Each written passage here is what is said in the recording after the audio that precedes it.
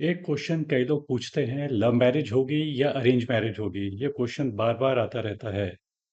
इसको देखने के लिए अ, जो पामिस्ट हैं, जनरली जो पामिस्ट हैं वो देखते हैं। पहले मैं बताऊंगा कि कहाँ पे देखते हैं, फिर मैं बताऊंगा कि मेरा क्या एनालिसिस है। ये जो छोटी उंगली के नीचे का इलाका है, यहाँ पे ये जो रेखाएं जो आपको हॉरिजॉन्टल टाइप की दिखाई देती हैं, इस पे ये अटैचमेंट की लाइंस होती हैं और इस पे जनरली देखा जाता है। लेकिन इस पे ज़्यादा कुछ पता लग नहीं पाता है। इस पे केवल और केवल हम ये पता कर सकते हैं कि कितनी लंबी ड्यूरेशन की होगी, कितनी डेप्थ होगी आपके रिलेशनशिप के अंदर, कितने लंबे समय वो चलेगी। छोटी बारीक टाइप की होएगी तो हम ये कहेंगे कि हो सकता है उसमें एक डेप्थ नहीं होएगी। बहुत डीप एंड क्लियर होएगी तो हम ये कहेंगे कि उसमें डेप्थ एंड क्लैरिटी होगी आपकी रिलेशनशिप के अंदर। मतलब कि अगर वो व्यक्ति आपकी लाइफ में नहीं रहा तो आपके ऊपर उसका ज़्यादा प्रभाव पड़ेगा, मतलब कि आप उससे ज़्यादा मिस करेंगे। बहुत ही हल्की हो जाएगी तो दैट मीन्स कि आप ज़्यादा उसे मिस नहीं करेंगे, आपकी ज़िंदगी में है या नहीं है तो उसका आप पे ज़्यादा इम्पैक्ट नहीं आएगा। सो इस तरह से मतलब कि बेसिकली ये चीज़ है। किसी व्यक्ति ने ये डिस्क्राइब किया है जो मैंने लिखा हुआ है, लव मैरिज जो होती है जिसमें पैशन ज़्यादा होता है, रोमांस ज़्यादा होता है। अब इतना ये चीज़ जो हम सोचते हैं कि लव मैरिज में ही पैशन रहेगा और रोमांस रहेगा, ये भी गलत है। क्योंकि कई बार ये फेड हो सकता है, हो जाए आने वाले समय में। ज़्यादातर आप देखते हैं कि कुछ समय के बाद लड़ाई झगड़े भी होते हैं और कई सारी चीज़ें होती हैं जो हमने पहले विजुलाइज किया था कि एक अच्छी मैरिज रहती, वो मैरिज नहीं रहती है। अरेंज मैरिज में जो होता है वो आ, देखा जाता है कि ज़्यादा ड्यूटी है, रिस्पॉन्सिबिलिटी है। मतलब कि मैरिज में मतलब कि वो होती है। लेकिन आजकल होता क्या है कि आप शादी जो करते हैं, सो क्योंकि आपको कोई मिल नहीं पाया है जिसे आप लव करते हैं, तभी आपको हेल्प लेनी पड़ती है अपने रिलेटिव्स से, अपने पेरेंट्स से, अपने जानकार के लोगों से। उसी की हेल्प के द्वारा आप शादी कर पाते हैं। मतलब कि अगर गिवन अ चांस तो आदमी यही चाहेगा कि उसकी पसंद की ही मिले। अब पसंद के मिल पाना इज़ वेरी वेरी डिफ़िकल्ट। जो क्लोज्ड सोसाइटीज़ होती हैं वहाँ पे इंटरमिंगलिंग कम होती है और आप जाके नहीं बात कर सकते हैं, जिसकी वजह से आपके मतलब कि आप प्रपोज़ नहीं कर पाएँगे, और प्रपोज़ नहीं कर पाएँगे तो आगे बात नहीं बढ़ पाएगी। So coming back to the main thing, कि जिसमें कि हमने love marriage and arrange marriage के बारे में कहा है, के बारे में बात की है। सो एक व्यक्ति ने तो ये भी कहा, एक डिफरेंट पामिस्ट ने कहा कि अगर ये वाला इलाका ज़्यादा फर्म है तो हो सकता है आपकी लव मैरिज हो जाएगी। एक व्यक्ति ने ये कहा कि अगर दो दो ऐसी लंबी रेखाएं हैं तो आपकी लव मैरिज हो जाएगी। लेकिन ये सब की सब चीज़ें गलत हैं। ये कोई बेसिस नहीं है बताने का कि दो रेखाएं हो जाएंगी तो आपकी लव मैरिज हो जाएगी। ये कैसे पॉसिबल है? दो रेखाओं का मतलब होता है कि दो deep attachments in your life. मतलब दो व्यक्तियों की तरफ आप डीपली अटैच्ड होते हैं और उससे लंबे समय तक आप याद रखेंगे। अगर वो आपकी लाइफ से चले भी जाएं तो उन्हें याद रखेंगे। इसका केवल और केवल ये मतलब है। ठीक है, अगर इस टाइप की रेखा नीचे की तरफ झुक गई, आपकी अटैचमेंट की रेखा, जिसे मैरिज की लाइन भी कहा जाता है, तो एक टाइप से इमोशनल डिसअपॉइंटमेंट आएगा। चाहे वो लव मैरिज हो या चाहे अरेंज मैरिज हो, दोनों ही रूप में उसको नेगेटिव माना जाएगा। अब आते हैं जो मेन जो इशू जो हम इस वीडियो का जो टॉपिक है, लव मैरिज पामिस्ट्री से क्या देखा जा सकता है। परफेक्टली तो नहीं देखा जा सकता है और इसके अंदर भी कई वेरिएशंस हो जाते हैं।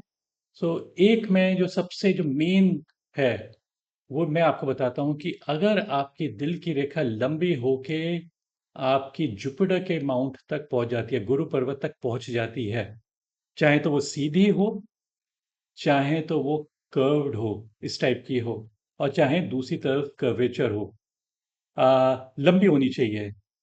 आ, उस समय पे लव मैरिज होगी। लेकिन लव मैरिज जरूरी नहीं वो परफेक्ट लव मैरिज हो।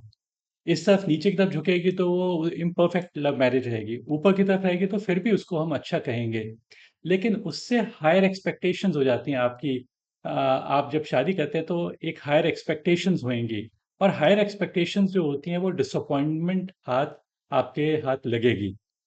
और इस जो जुपिटर माउंट पर अगर आपकी लंबी जीवन की आपकी अ, दिल की रेखा लंबी अगर होके वहां तक पहुंच जाती है तो उसमें एक डेप्थ ऑफ इमोशंस आ जाते हैं और व्यक्ति बहुत ही इमोशनल हो जाता है और सेंसिटिव हो जाता है, आइडियलिस्टिक हो जाता है।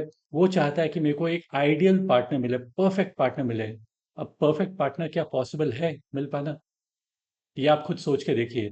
सो वहाँ पे डिसअपॉइंटमेंट ही हाथ लगता है। इसमें जो एक वेरिएशन है, सपोज़ कीजिए कि व्यक्ति यंग है, उस समय पे ये आइडियलिज़्म एंड सेंसिटिविटी ज़्यादा रहती है। और अगर उसकी शादी हो जाती है 25 साल से पहले या 28 साल से पहले तो उस पीरियड में तो व्यक्ति में आइडियलिज्म रहती है, तो उस समय तो ये शादी हो सकती है। लेकिन इमेजिन कीजिए कि व्यक्ति हो गया है 35 का और वो पूछ रहा है कि क्या मेरी लव मैरिज होएगी और उसकी लंबी दिल की रेखा है।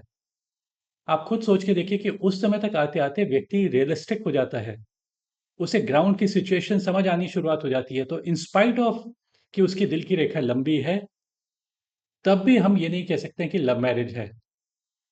और वो रियलिस्टिक होके फिर डिसीजन लेगा, ना कि आइडियलिज्म में ज़्यादा डिसीजन लेगा। तो there is no perfect way, कोई भी परफेक्ट वे नहीं है जिससे हम ये कह दें कि व्यक्ति की लव मैरिज होगी या अरेंज मैरिज होगी। ये purely and purely guess work रहता है। एक और जगह पे मैं आपको इंडिकेशन बता देता हूँ।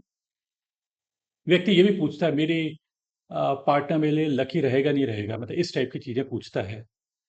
तो उसको देखने के लिए और वो यही सोचता है कि लव मैरिज होगी तो बहुत अच्छा रहेगा, अरेंज मैरिज होगी तो अच्छा नहीं रहेगा। मतलब इस टाइप के लोगों के अंदर मतलब कि ये सब दिमाग में वो उन्होंने सोचा हुआ है। लेकिन पैसे की रेखा अगर माउंट ऑफ मून से निकलती है, इस जगह से निकलती है, तो ये इलाका वाटर का होता है, मदर का होता है, सिस्टर का होता है, वाइफ का होता है। मतलब कि ये मेल के अंदर फीमेल्स का होता है और फीमेल्स के हाथ में ये मेल का इलाका होता है। तो अगर यहाँ से हम मेल के पॉइंट ऑफ व्यू से बस देख रहे हैं, आप फीमेल के पॉइंट ऑफ व्यू से अपने आप इंटरप्रेट कर लीजिएगा। अगर यहाँ से आपकी पैसे की रेखा निकलते हुए जाती है, तो उसका बेसिकली मतलब होता है कि बेनिफिट्स आपको मिलते हैं फीमेल्स से। तो जनरली हम यही कहेंगे या तो मदर है या सिस्टर है या वाइफ है। तो एक तरीका तो ये है। दूसरा ये है कि अगर पैसे की रेखा यहाँ से भी निकलती है, आपकी वीनस के आसपास से निकलती है, लाइफलाइन के नज़दीक से भी निकलती है और एक रेखा आके ऐसे करके जॉइन कर देती है। ये 35 से पहले का ही समय है। इस पॉइंट पे पैसे की रेखा पे एज 35 है, तो यहाँ पे थोड़ा 35 से पहले का समय है। इस टाइप से जॉइन करती हुई रेखा हो सकता है बेनिफिट्स दिलवाती है आपकी मैरिज के द्वारा। और चाहे अरेंज मैरिज हो या लव मैरिज हो, दोनों ही रूप में इसको हम एक अच्छा साइन मान के चलेंगे। मतलब शादी हो जाने के बाद ज़्यादा बेटरमेंट आता है और इस टाइप की रेखा से हम थोड़ा बहुत टाइमिंग के बारे में पता लग पाता है कि किस टाइमिंग पे है। इस वीडियो में मैंने मेन चीज़ जो आपको बताई है, 100% बता पाना, 50% भी बता पाना is near to impossible. Purely and purely एक गेस वर्क चलता हुआ आ रहा है। और इसके ऊपर मैंने कई सारे वीडियोस बनाए हुए हैं, मेरे इंग्लिश के चैनल पे भी मैंने बनाए हुए हैं। उसे आप देखिए। Palmistry Manish love marriage arrange marriage मतलब इस टाइप की सर्च करिए आप यूट्यूब पे, तो आपको दिखाई दे जाएंगे। और इस वीडियो में इतना ही। Thank you for watching this video. Bye and take care.